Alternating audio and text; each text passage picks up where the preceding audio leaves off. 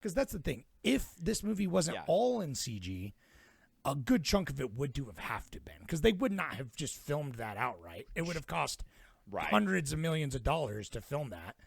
And so it would have just been CG. And it's like, and then I feel like that just wouldn't have worked. And so I feel like just committing, I really respect the idea of just being like committing to the style.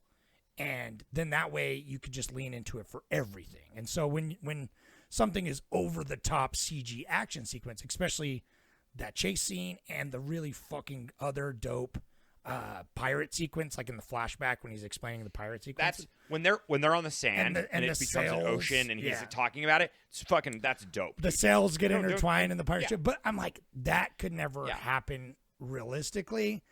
Live action. So I feel like that it would have been CG either way, but it would have been more jarring at the time to have like so many scenes in CG in 2010.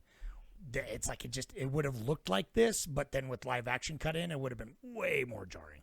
So it's just like, I don't know. I know it's personal taste that I like the look of this. Yeah. And I wish more movies kind of did it.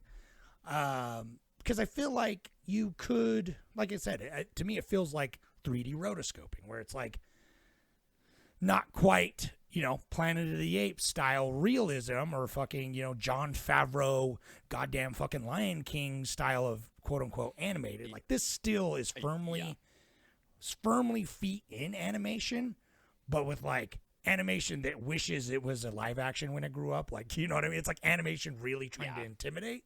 Like, well, and you made a good point with the camera work, because that was Spielberg said that in the documentary. Like I feel like they just went loose, dude. They went fucking loose with it, and I appreciate that.